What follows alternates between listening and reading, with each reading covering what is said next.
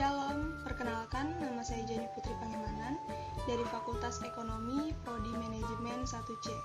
Di sini saya akan menjelaskan tentang ekonomi lingkungan serta proses kerusakan lingkungan tanah, apa saja dampak dan penyebabnya, dan juga cara pencegahannya. Selamat menyaksikan. Apa sih pengertian dari ekonomi? Ekonomi adalah ilmu sosial yang mempelajari perilaku manusia dalam mengelola sumber daya yang terbatas dan menyalurkannya ke dalam berbagai individu atau kelompok yang ada dalam suatu masyarakat.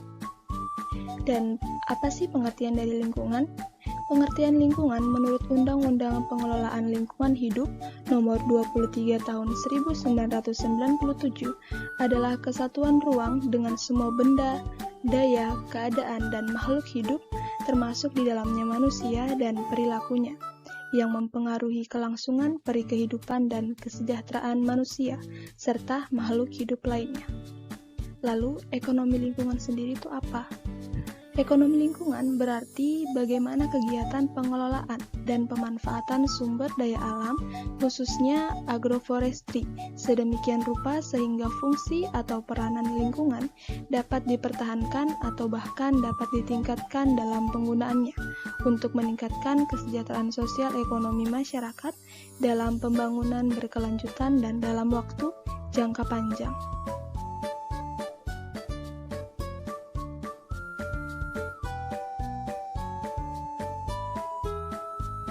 Lalu, pengertian dari kerusakan lingkungan. Kerusakan lingkungan hidup dapat diartikan sebagai proses deteriorasi atau penurunan mutu lingkungan.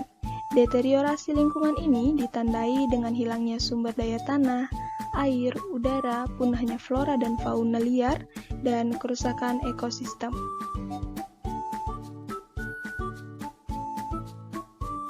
Kerusakan lingkungan tanah. Kondisi tanah yang sudah tercemar akan membawa dampak buruk, bukan saja kerusakan ekosistem, tapi juga mengancam kesehatan makhluk hidup termasuk manusia.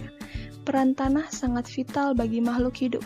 Seharusnya kita semua menjaga dan merawat tanah agar tidak dapat rusak sehingga kehidupan anak cucu di masa depan tetap berlangsung baik. Salah satu upaya yang bisa kita lakukan untuk mencegah dan merawat tanah adalah dengan tidak mencemarinya.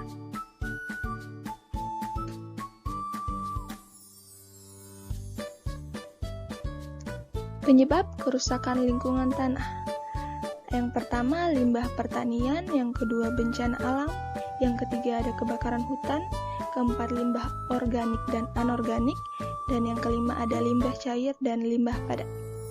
Saya akan menjelaskan satu persatu. Yang pertama, ada limbah pertanian.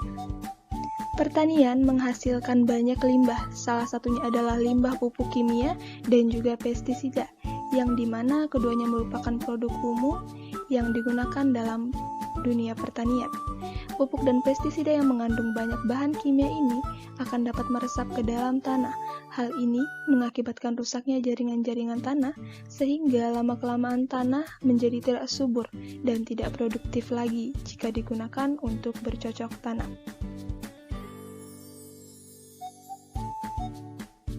Yang kedua, ada bencana alam. Selain limbah pertanian, penyebab pencemaran tanah juga bisa berasal dari alam. Salah satunya adalah bencana alam. Misalnya saja saat banjir, lapisan unsur hara tanah akan menghilang, terbawa arus air sehingga membuat tanah menjadi tercemar. Begitu juga saat gunung berapi meletus, tanah akan tertutup oleh abu vulkanik, pasir, dan material lainnya yang membuat tanah menjadi kering. Namun, saat kembali ke keadaan normal, tanah yang tertutup tersebut akan menjadi subur kembali seiring berjalannya waktu.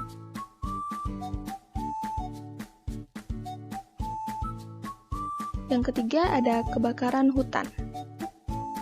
Selain limbah yang disebabkan oleh aktivitas manusia, kebakaran hutan juga merupakan salah satu hal yang dapat mencemari tanah. Hutan yang telah terbakar biasanya akan sulit untuk ditanami kembali di kemudian hari. Hal ini dikarenakan kandungan zat-zat penting yang ada di dalam tanah telah mati dan rusak oleh api. Selanjutnya, limbah organik dan anorganik.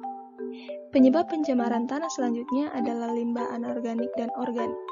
Limbah organik sendiri merupakan limbah yang keberadaannya dapat diuraikan dengan segera atau dalam waktu yang cukup singkat. Sedangkan limbah anorganik adalah kebalikan dari limbah organik. Selanjutnya yaitu limbah cair dan limbah padat. Beberapa contoh limbah cair yang dihasilkan dari kegiatan rumah tangga, misalnya air bekas cucian yang mengandung deterjen atau sabun. Limbah cair ini bisa mencemari tanah karena sifatnya yang meresap ke dalam tanah sehingga dapat merusak kandungan-kandungan zat baik yang ada di tanah. Begitu juga dengan limbah padat, yang berarti limbah padat dari sisa kegiatan produksi atau konsumsi yang bentuknya padat. Limbah padat banyak dihasilkan oleh pabrik berupa bubur atau lumpur, maupun yang disebabkan oleh kegiatan rumah tangga seperti plastik, kertas, daun, dan lain sebagainya.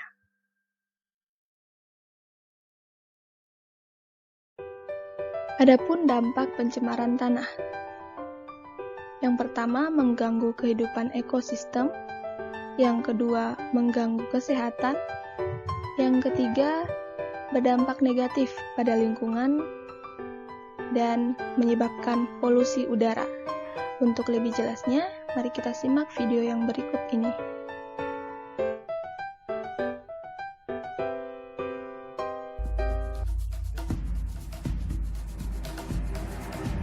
Salah satu masalah utama lingkungan hidup adalah polusi atau pencemaran lingkungan hidup. Menurut penelitian, diperlukan jutaan tahun untuk menyembuhkan polusi udara, air, dan tanah agar dapat normal kembali. Sektor industri dan asam kendaraan bermotor menjadi sumber utama polusi udara. Sedangkan polusi air lebih banyak disebabkan oleh tumpahan minyak, hujan asam, dan limbah perkotaan. Dan polusi tanah yang disebabkan oleh limbah industri yang merusak zat nutrisi di tanah yang penting bagi tumbuhan.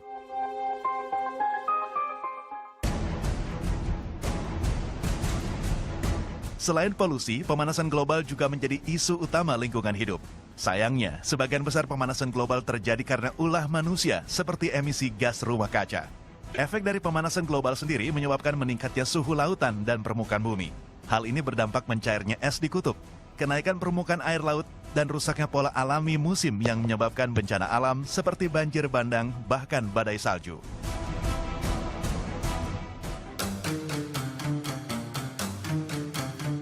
Masalah yang dianggap sepele seperti membuang sampah sembarangan, seperti limbah plastik dan limbah rumah tangga juga menjadi masalah besar untuk lingkungan hidup.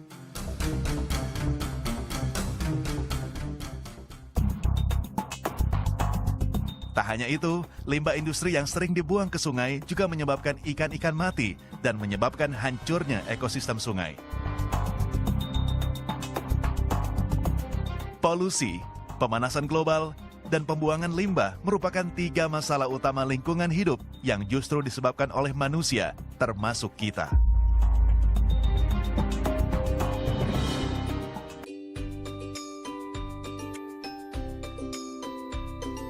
Nah, cara pencegahan pencemaran tanah, saya ambil ada 4. Yang pertama ada 3R, yaitu reduce, reuse, dan recycle. Reuse berarti menggunakan kembali sampah yang masih dapat digunakan. Reduce berarti mengurangi segala sesuatu yang mengakibatkan sampah. Dan recycle yaitu berarti mengelola kembali atau mendaur ulang sampah menjadi barang yang baru dan bermanfaat. Yang kedua ada mengurangi penggunaan pestisida. Yang selanjutnya ada tidak membuang sampah sembarangan. Dan yang terakhir ada memisahkan antara sampah organik dan sampah anorganik.